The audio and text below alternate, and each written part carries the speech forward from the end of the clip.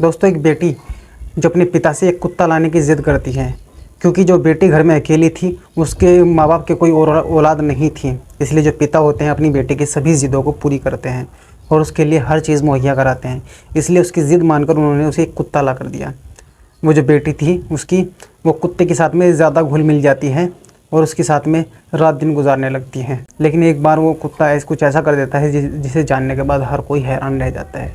दोस्तों, क्या है ये कहानी को पूरा जानने के लिए वीडियो में लास्ट तक बने रहें। हेलो दोस्तों, स्वागत है आपका मेरे यूट्यूब चैनल में।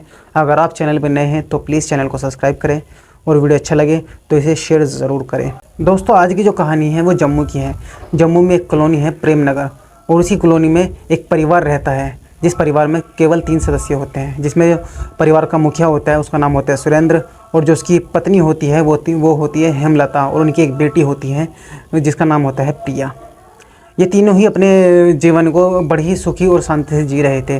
कोई भी समस्या नहीं थी। जो पिता थे वो एक ऑफिस में काम करते थे, और जो उनकी पत्नी थी वो एक स्कूल में टीचर का काम करती थी, यानी बच्चों को पढ़ाती थी।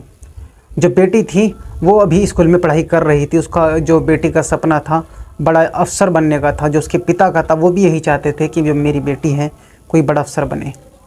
जो पिता थे वो अपने काम पर चले जाते थे सुबह, और जो माँ थी वो भी अपना काम पर चली जाती थी स्कूल में बच्चों को पढ़ाने के लिए, और दोनों ही शाम को घर वापस आते थे। और जो बेटी थी वो अपने स्कूल चली जाती थी। ऐसे ही इनकी जो जीवन लीला थी सुखी से चल रही थी। लेकिन जिस कॉलेज में उनकी बेटी पढ़ रही थी, जिसका नाम था प्रिया, उसी कॉलेज में कुछ बिगड़ी हुई लड़कियां भी पढ़ती थीं। वो एक दिन प्रिया से कहती है कि तुम कैसे अपनी ज़िंदगी गुजारी हो, ना कोई मौज मस्ती ना कुछ इन्जॉय। वे प्रिया को एक साइड देते हैं और कहते हैं कि ये जो साइड है इसे रात को जाकर खोलना, और इसे जो हमने आपको मूवी दी है इसे देखना और फिर बताना कि ये मूवी कैसी लगी। प्रिया उनसे कहती है कि मुझे मूवी का कोई शौक़ नहीं है, ना ही मैं मूवी देखती हूँ, मुझे अच्छी नहीं लगती, मुझे सिर्फ पढ़ाई करनी है और एक बड़ा अफसर बनना है। वे कहते हैं कि कोई बात नहीं, पढ़ाई भी कर लेना, लेकिन एक बार ये मूवी ज़रूर देखना। अगर तुमने ये मूवी देख ली तो तुम्हारी ज़िंदगी बदल जाएगी। खैर, प्रिया उनसे वो साइड ले लेती है और शाम को अपने घर चली जाती है। शाम को जब उसके माता पिता आते हैं, खाना वाना खाते हैं, और खाना वाना खाने के बाद जो उसके पिता होते हैं और मम्मी होती है सब अपने कमरे में चले जाते हैं। जो प्रिया होती है वो भी अपने कमरे में चली जाती है और जाकर अपनी पढ़ाई करने लगती है। पढ़ाई करते करते करीब आधी रात के समय उसे याद आता है कि जो उसकी फ्रेंड थी उसने एक साइड दी थी, तो तुरंत वो साइड को खोलती है और उसमें जो फिल्में थी वो देखने लग जाती हैं। दोस्तों, ये जो साइड थी ये थी गंदी फिल्मों की, यानी ब्लू फिल्मों की। ये जो प्रिया थी उन फिल्मों को देखने लग जाती हैं, और देखते देखते काफ़ी समय बीत जाता है। उसके बाद सुबह हो जाती है। जो उसके मम्मी पापा थे खाना वाना खाने के बाद सब अपने काम पे चले जाते हैं। जो प्रिया होती है वो स्कूल चली जाती है। स्कूल में जब जाती है तो वही बिगड़ी हुई लड़कियाँ उससे मिलती है, और वो कहती हैं कि जो हमने रात में कल तुम्हें साइड दी थी उन मूवी को अब तुमने देखा। तो जो प्रिया होती है वो कहती हैं कि हाँ मैंने देखा है। तो वो कहती हैं कि बताओ कैसी लगी मूवी। तो प्रिया कहती है कि ये तो बहुत गंदी मूवी थी, तुम ऐसी कैसी मूवी देखते हो, मुझे बिल्कुल अच्छी नहीं लगी। वो कहने लगी कोई बात नहीं, अभी मैंने पहली बार ये मूवी देखी है, तुम ऐसा करो इसे करीब 1 महीने तक लगातार देखो, उसके बाद देखो तुम्हारा जीवन कैसे बदल जाता है।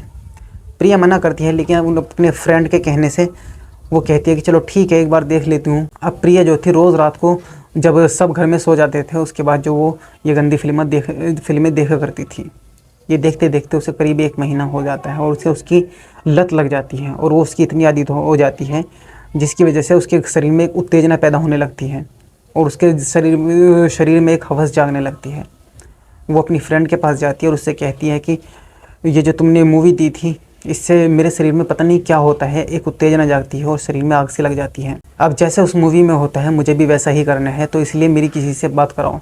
जो उसकी फ्रेंड होती है वो एक लड़का होता है जिसका नाम होता है विकास। वो उसका नंबर उसे देती है और उससे कहती है कि तुम इससे बात करो, ये 24-25 साल का उम्र का लड़का है और बहुत ही अच्छा लड़का है, तुम इससे बात करो, जो भी तुम्हारी मन की इच्छा है ये सब पूरी हो जाएगी। जो प्रिया थी वो नंबर लेने के बाद अपने घर चली जाती है और जाकर रात को पढ़ाई करने लग जाती हैं। और पढ़ाई करने के दौरान फिर उसे रात को याद आता है कि उसकी फ्रेंड ने उसे नंबर दिया था, उससे बात करके देखते हैं। वो फ़ोन मिलाती है और विकास से बात करना शुरू कर देती है। जब विकास के पास फ़ोन लगाती है तो विकास कहता है कि कौन। लड़की कहती है कि मैं प्रिया बोल रही हूँ, ऐसे ऐसे मुझे उस फ्रेंड ने ये नंबर दिया है। तो विकास कहता है कि चलो ठीक है। वो उनसे आपस में बात करने लग जाते हैं और धीरे धीरे बात करते करते इन दोनों में प्यार मोहब्बत हो जाता है, और इन्हें बात करते करते करीब 2 महीना का समय हो जाता है। जो प्रिया थी वो पूरी रात विकास से बात करती रहती थी। उसके बाद और जब 2 महीने का समय गुजर जाता है तो एक दिन विकास प्रिया से कहता है कि ऐसे ही बात करने से क्या होगा, क्यों ना एक दिन कहीं पर मिला जाए। तो प्रिया कहती है कि तुमने तो मेरी मुँह की बात छीन ली, मेरी भी कई दिन से यही इच्छा थी कि क्यों ना कहीं पर मिला जाए। तो प्रिया कहती है कि कल दिन में मैं तुम्हें फ़ोन करूँगी और जब मैं तुम्हें फ़ोन करूँ तो मेरे घर पर आ जाना। अगला दिन होता है तो जो उसके मम्मी पापा होते हैं, पापा अपना खाना लेकर अपने ऑफिस चले जाते हैं और माँ भी खाना वाना खाने के बाद अपने स्कूल में चली जाती है बच्चों को पढ़ाने के लिए। और जो बेटी होती है वो बीमारी का बहाना बनाकर घर पर ही रुक जाती है। तो उसके पिता कहते हैं कि ठीक है, तुम दवाई खाना और आराम करना। वे दोनों काम पर चले जाते हैं। तो उसके बाद जो प्रिया होती है अपने बॉयफ्रेंड को फ़ोन करती है और वो घर पर आता है। और घर पर आने के बाद वो उसे चाय नाश्ता कराते हैं और बातचीत करते हैं बैठ के। और जब बातचीत करते हैं धीरे धीरे वो एक दूसरे के करीब आना शुरू हो जाते हैं और उन दोनों में एक संबंध बन जाता है, अवैध संबंध बना लेते हैं। उसके बाद जो विकास होता है वो अपने घर चला जाता है। उसके माता पिता शाम को आते हैं और शाम को आने के बाद वो प्रिया से पूछते हैं कि कैसी तबीयत है तुम्हारी। वो कहती है कि ठीक है, काफ़ी आराम है। उसके बाद अगला दिन होता है, वो जो उसके माता पिता होते हैं वो भी काम पर चले जाते हैं और जो प्रिया होती है वो अपने पिता से कहती है कि मैं स्कूल जा रही हूँ, लेकिन वो स्कूल नहीं जाती, वो रास्ते से ही वापस आ जाती है और फिर अपने प्रेमी को फ़ोन करती है, उसके साथ में संबंध बनाती है। इसी तरह से इनका मामला चलता रहता है। करीब 2-3 महीने का समय हो जाता है। लेकिन एक दिन इनका जो पड़ोसी होता है, जब वो विकास को उसके घर में जाता हुआ देखता है तो उसे कुछ शक होता है। जब शाम को प्रिया के पिता सुरेंद्र घर पर आते हैं तो उनका जो पड़ोसी होता है वो उनके पिता से कहता है कि तुम्हारे घर पर तुम्हारे जाने के बाद एक लड़का आता है और कई घंटों तक घर में ही रहता है। मुझे कुछ गलत लगा इसलिए मैंने तुम्हें बताया है। हो सकता है घर में कुछ गलत हो रहा हो, अगर तुम इसकी जांच करना चाहो तो इसकी जांच कर सकते हो। इसे मुझे गलत लगा तो मैंने आपसे बता दिया, आगे आपकी मर्ज़ी, जैसा आप करना चाहो वैसा आप कर सकते हो। तो जो पिता होते हैं वो घर पे आते हैं और बेटी से पूछते हैं। तो बेटी कहती है कि नहीं पापा, ऐसी कोई बात नहीं है, आप ये पड़ोसी जो है ये आपको भड़का रहे हैं, हमारे घर में जो लड़ाई करवाना चाह रहे हैं। आपको अपनी बेटी पर यकीन करना चाहिए कि मैं कभी भी कोई ऐसा गलत कदम नहीं उठाऊंगी जिससे आपको शर्मिंदगी महसूस हो। जो माँ होती है वो बेटी पर यकीन कर लेती है। पिता को भी यकीन हो जाता है, लेकिन कहीं ना कहीं थोड़ा बहुत उसके अंदर शक की गुंजाइश रह जाती है। इसलिए जब 1-2 दिन का समय हो जाता है तो एक दिन क्या, उसके जो माता पिता होते हैं वो अपनी बेटी से कहते हैं कि हम अपने काम पर जा रहे हैं। वो ये दोनों कहकर अपने काम पे निकल जाते हैं, लेकिन वो अपने काम पर नहीं गए थे। वो अपने ही पड़ोसी के घर पर जाकर बैठ जाते हैं और इंतज़ार करने लग जाते हैं उसी लड़के का जो उनके घर पर आकर अपनी बेटी के साथ में संबंध बनाता है। उसके बाद समय होता है विकास के आने का। वो आता है और जो प्रिया होती है वो दरवाज़ा खोलते हैं और वो दोनों अंदर जाकर बैठ जाते हैं और जो उनका रोज़ का काम था अवैध संबंध बनाने का वो शुरू हो जाता है। उसके बाद जो प्रिया के पिता होते हैं वो घर पर जाते हैं और आवाज़ लगाते हैं। प्रिया ये सुनने के बाद हैरान हो जाती है कि आखिर इस समय कौन आ गया। वो तुरंत अपने कपड़े पहन के और जाकर दरवाज़ा खोलती है और जब दरवाज़ा खोलती है तो सामने उसके पिता खड़े होते हैं। ये देखने के बाद वो दंग रह जाती है। लेकिन जैसे ही इस बात का विकास को पता चलता है वो फ़ौरन वहाँ से फ़रार हो जाता है, भाग जाता है।